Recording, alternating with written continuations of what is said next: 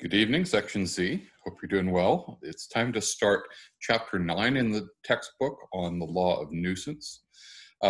Property is kind of a fun first-year course because it takes in elements of many, maybe all of your other first-year courses. And so we've looked at contracts in the context of property contracts. We have looked at a little bit of criminal law with respect to criminal trespass. Later in the semester, we'll do constitutional law when we get into the law of takings. But one place where property overlaps with another first-year course is in torts. And there are a couple of torts that are particular to property law. One is trespass that we've looked at a little bit already. And then another one that this chapter deals with is the tort of nuisance, or the law of nuisance. And so that's what we're going to focus on beginning with this lecture. Let me pull up the chapter. Here we go. So chapter 9, the case that we are given to start our study of the law of nuisance is Morgan versus High Penn Oil Company. And so the dispute involves some neighboring landowners. The plaintiffs here have a number of different ways that they're using their piece of property. They have a house that they live in. They rent lodgings to others in their home. They operate a restaurant, and they have apparently accommodations for 32 trailers on their property as well. And they've been using the property in this fashion more or less since August of 1945. The defendant here is High Penn Oil Company, and they are using their nearby property for an oil refinery. The oil refinery was built in 1950, so about 5 years after the restaurant and trailer park started up. And the plaintiffs are complaining about the effects of living near an oil refinery. They say that for some hours on 2 or 3 different days each week, the operation of the oil refinery results in the emission of kind of nauseating gases and odors in large quantities. And that kind of invades the plaintiff's land, the 9 acres that they own, and other land nearby, and makes it really hard for ordinary people to enjoy the land at those points in time. And so they're claiming that the defendant's operation of the oil refinery is a nuisance. Now, the court tells us that nuisance can be shown either by intentional or unintentional conduct. And helpfully, in the first paragraph after the case, they have given us the elements that are required to establish a claim of nuisance, either an intentional nuisance or unintentional. And so they say, the opinion in Morgan states the textbook rules: an interference with the use and enjoyment of land in order to give rise to liability must be substantial. Right, so those are some elements that all nuisances have to satisfy. It has to be substantial, and it has to interfere with the use and enjoyment of land. And then you have 2 different ways you can establish a nuisance. It can be either intentional and unreasonable, or it can be the unintentional result of negligent, reckless, or abnormally hazardous activity, or an abnormally dangerous activity. And so what is the conduct of the oil company here, and is it intentional within the law of nuisance? Well, I guess we could wonder, was the oil company trying to harm the plaintiffs? And the answer to that is probably no. They're probably just trying to make some money.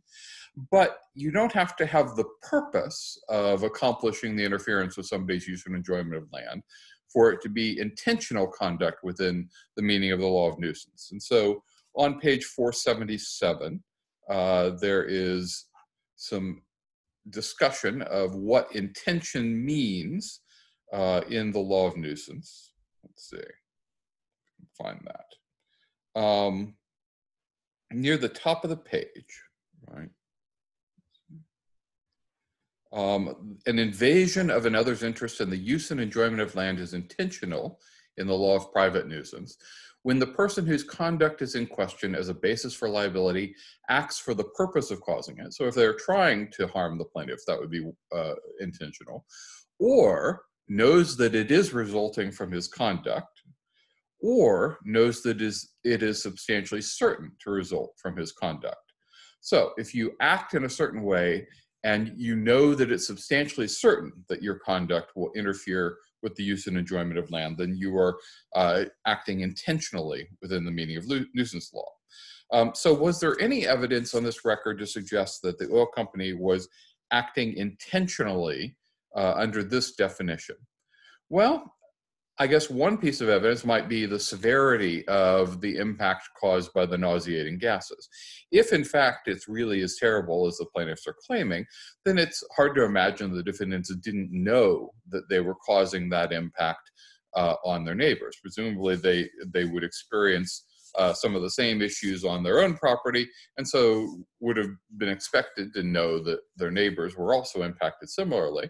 But even if that doesn't work, you can at least argue that the oil refinery was acting intentionally after the point when the plaintiffs gave notice of the injury, when they complained about the nauseating gases and the oil refinery kept operating. At least from that point forward, you have a good argument that they're acting intentionally because they know that you at least claim that they are substantially interfering with your use and enjoyment of land. Now, it's intentional, or at least there's enough evidence to suggest it might be intentional here. And so the other element that has to be shown for an intentional nuisance, if you is, let's see, here. It has to be intentional and unreasonable. And so we have to ask whether the conduct here was unreasonable. Now, that kind of raises a puzzle. Notice that if the conduct is intentional, you have to ask whether it's unreasonable. But if the conduct is unintentional, you don't do an inquiry, a separate inquiry into whether the conduct was reasonable or not. Why would that be? Why would we have an element of unreasonableness for intentional nuisance-creating conduct, but not when the conduct is unintentional? And I think the answer lies in what else must be shown if it's unintentional. You have to show that the plaintiff or the defendant was negligent, that they were reckless, or that they were abnormally dangerous, engaging in abnormally dangerous activity. And maybe the way to think about it is that the analysis of whether the conduct is unreasonable is already built into those findings. So for instance, if you find that the defendant was acting negligently in causing the nuisance, then that negligence finding embodies a finding that the conduct was unreasonable. So we have intentional nuisance, so we have to do a separate analysis to decide whether the conduct was unreasonable within the meaning of the law of nuisance. And so what does reasonableness mean in this context? And the authors get into that in the notes after the case over on page 478. And they tell us actually 3 different tests that might be employed on this question of what makes conduct unreasonable. The first one is in this paragraph.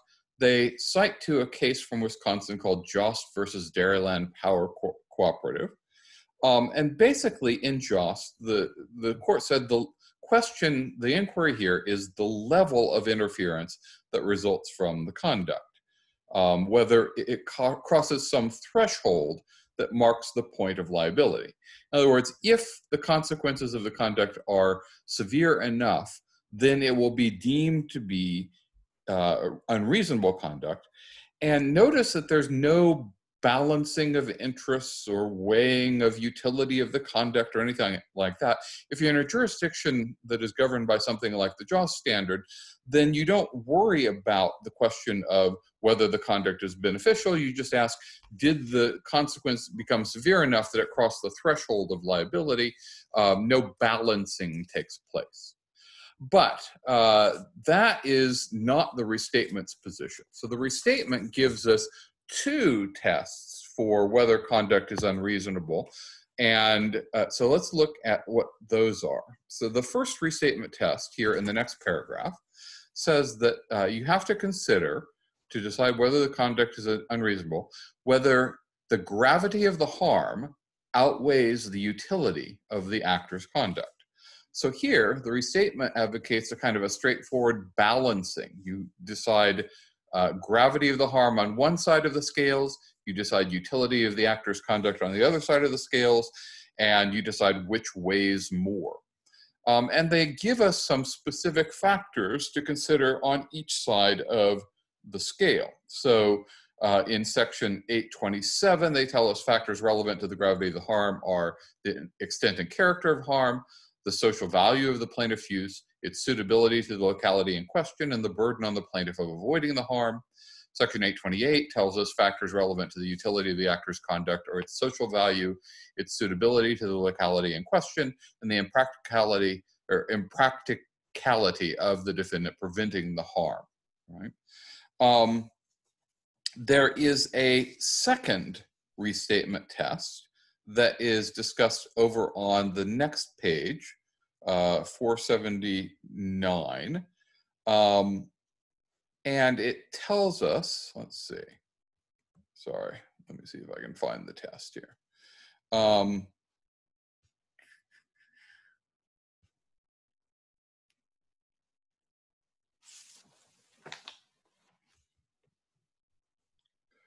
Okay. Yes, here it is, 829A, down here on the next page. An intentional invasion of another's interest in the use and enjoyment of land is unreasonable if the harm resulting from the invasion is severe and greater than the other should be required to bear without compensation. And so here is another way of articulating a test. It's unreasonable if the gravity of the harm caused outweighs the utility of the conduct, or alternatively, the harm caused by the conduct is serious and the financial burden of compensating for this and similar harm to others would not make the continuation of the conduct not feasible. Right? So let's think about the different tests. Which test did the court in the Morgan case apply when it found that High Penn Oil Company was engaging in a nuisance? Well, they're not explicit about that. They don't really tell us one way or the other what test of reasonableness they are applying. And so let's try applying the restatement test. The first restatement test that was back here on the prior page, in 826.1, we're asking whether the gravity of the harm outweighs the utility of the actor's conduct. And one of the factors that we're supposed to weigh in deciding the gravity of the harm is the extent and character of the harm. So what was the extent and character of the harm caused by the oil refinery? Well, this is producing nauseating gases that are coming into the plaintiff's property, even into their home to some extent, on 2 or 3 days a week. That sounds like fairly extensive harm to the use and enjoyment of land. The second question, the second factor you look at is the social value of the plaintiff's use. So how are the plaintiffs using their property? Well, they're using it for residential purposes. Presumably residential purposes are a high valued use of property. We need a place to live. Notice that some of the property here is property where trailers are located. And this is, a bit earlier, but today anyway, when you think about property that has trailers on it, you think of maybe lower income property. And so one question is, how does that weigh in this balance when we're trying to decide the social value of the plaintiff's use? Do you look just at the kind of the economic value of the use, or is there room to take into account perhaps the shortage and the importance of low income property? Maybe you could argue that given that this is lower income property, it actually has a higher social value because we have a shortage of low income property. Third factor you're supposed to think about is the suitability to the locality in question. And so what else is in this area? Well, if you look at the opinion, the area includes a church, it's got 29 homes, it's got 4 tourist and trailer camps, a grocery store, 2 restaurants, a plant nursery, 3 service stations, 2 car repair shops. I mean, so far it's sounding fairly residential until you start talking about car repair shops, but all of this sounds like a pretty reasonable place to have homes for people to live in. But then they tell us that there's a railroad track, that there is a gas pipeline terminus, that there are numerous large gasoline storage tanks, and that the headquarters of 4 motor truck companies are also in this area, and that gasoline is shipped out all hours of the day and night. And so then you're starting to wonder, well, is this the best place to have people living? Maybe this is not a particularly suitable locality for residential use. And then the last factor that we're supposed to consider is the burden on the plaintiff of avoiding the harm. So how hard would it be for the plaintiffs here to avoid the harm that comes from the oil refinery? Well, it's hard to imagine what they could really do. I guess they could stay indoors most of the time and try to put extra good sealing around the windows and doors so that none of the gas permeates, or get one of those big kind of geodome bubbles and put it over the entire 9 acres or something. But that, it sounds like the options for the plaintiffs avoiding the harm are pretty minimal or pretty expensive. So doesn't sound like a really practical alternative for them to just take steps to avoid the harm that they're complaining of. So we've got to weigh the gravity of the harm and see whether it outweighs the utility of the actor's conduct. We've talked about factors that you're supposed to consider in evaluating the gravity of the harm. Section 828 of the restatement gives us factors relevant to the utility of the actor's conduct. And so they ask us here, what's the social value of the defendant's land use, the way they're using their property? Well, an oil refinery. If you want gasoline for operation of cars or other purposes, then it's got to be refined somewhere. And so I guess you could say that to the extent that you think gasoline is valuable, then oil refineries to produce gasoline also are socially valuable. If nothing else, you could at least say, well, it's economically valuable, it's a source of jobs and income and that sort of thing. Second factor that we're supposed to look at is the suitability of the use as an oil refinery to the locality in question. Doesn't sound like a great idea to put an oil refinery next to homes and trailer parks and churches and restaurants and the like. On the other hand, we're also told that there's a rail line here. So maybe that's why they located the oil refinery here, is to take advantage of easy transportation access. And then kind of a third factor that we're supposed to consider on the utility of the actor's conduct side is the impracticability of the defendants preventing the harm. And so, was it practical for the oil refinery to not emit nauseating gases? It's not entirely clear from the record, but as described in the case, there was some evidence that perhaps the defendants could have eliminated or reduced the amount of gases produced if they had operated the plant properly. So maybe the court could have concluded that it was practical for them to take steps to reduce or eliminate the harm they were causing. Now, so the restatement says, okay, compare the gravity of the harm with the utility of the actor's conduct, take these factors into account. And we have thought about the factors, and does the gravity of the harm outweigh the utility of the conduct? It's not really clear, right? It's part of it is, it's a weighing process. And so part of it is going to depend upon how much weight the decision maker places on the different elements and how important they think they are. And so it's a balancing test. It's not a bright line test, right? Now, let's assume that we decided that the social utility of the refinery outweighed the gravity of the harm, right? So that it's not unreasonable to operate the oil refinery under the first restatement test. What would happen then under the second restatement test? Let's go take a look at that one again. Here, we're asking if the harm caused by the conduct is serious and the financial burden of compensating for this and similar harm to others would not make the continuation of the conduct not feasible. Right? And so the idea here is if the defendant is intentionally inflicting a serious harm on the use and enjoyment of surrounding landowners, then we're going to require compensation unless that would make it infeasible to continue their activity. So here, is there a serious interference with the use and enjoyment of surrounding property? Sounds like it to me.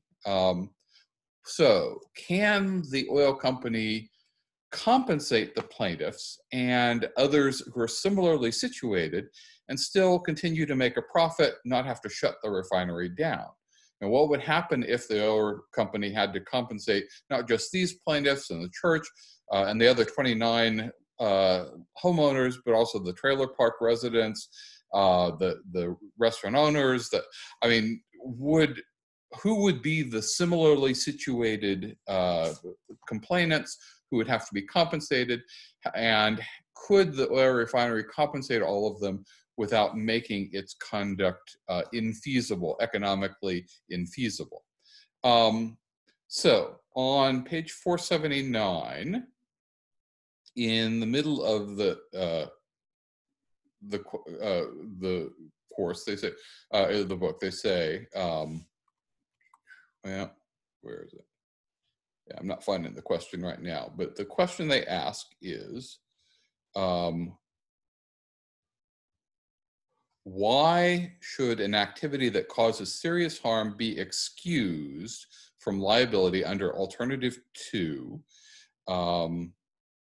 if the obligation to pay would make continuation of the activity not feasible?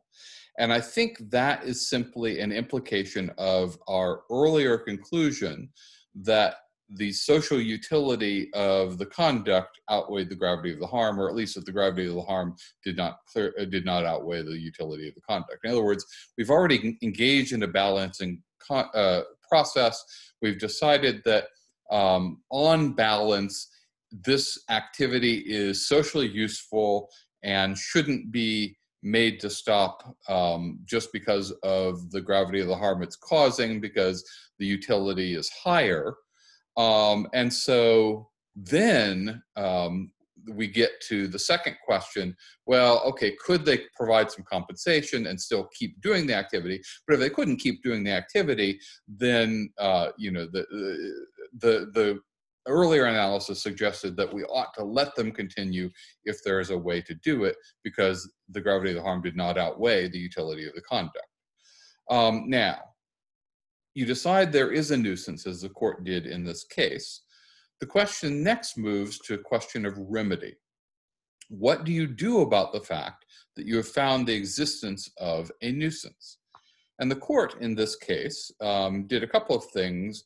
One, I'm not sure it's still in the excerpted opinion, but it gave some damages for harm in the past. And so it compensated the plaintiffs for the harm that they had already suffered in the past as a result of the oil refinery. But prospectively, the court also awards an injunction that required abatement of the nuisance, right? You're operating as a nuisance, and so you must stop. And so an oil refinery has an injunction from the court, a court order saying, stop emitting these nauseating gases and creating a nuisance for your neighbors.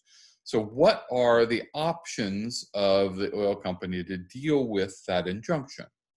One possibility is maybe there are cost-effective things that they could do, ways that they could change their operations that would eliminate the nuisance, right? Maybe the gases, the nauseating gases, are only produced in certain conditions. And so maybe they only operate the refinery when the conditions that produce the gases aren't present. Or maybe they could get different equipment that would eliminate the production of gases or reduce it to a less harmful level. So that's one possibility. Maybe there's a way to change their operations that allow them to comply with the court's injunction. But let's assume that there's nothing they can do that's cost effective that would allow them to comply with the injunction. What can they do then? Well, here's a point that that I think is made in the book, which is that an injunction is for sale. In other words, the plaintiff has been given these injunctive rights by the court, and the plaintiff can decide whether to enforce the injunction or not. And so you could settle with the plaintiff in a way that purchased from them their option of enforcing the injunction. In other words, pay them enough that they agree that they're not going to go to the court and have you held in contempt for continuing the nuisance. So that's another option. You can buy the injunctive rights. Third option is you could buy the plaintiff's property. If it's not possible to convince them to continue living there and pay them enough for them not to enforce the injunction, maybe you can reach the same result by just buying up their property from them at a price that they find agreeable, and then there's nobody there who can enforce the injunction at that point. Or fourth, I guess ultimately you could just shut down your oil refinery, decide this was a bad location, we're going to move to someplace else. Now, one last question about the Morgan case. Suppose that the gases that were coming from the plant were odorless and they didn't have any effect on most people. But these plaintiffs were subject to an unusual condition so that the gases made them nauseous, even though it wouldn't have the effect on most other people. Would that still be a private nuisance? And the restatement says that in determining the gravity of the harm, in deciding whether conduct is unreasonable, you look at it in terms of the effect on a normal, reasonable person. Only the harm that a person of normal sensibilities would suffer from the interference is considered in determining liability for invasion of the use and enjoyment of property. So that's a good stopping point for now. We will talk in our next lecture about the relationship between nuisance law and the law of trespass. And then we'll have a third lecture, hopefully, on remedies in nuisance cases.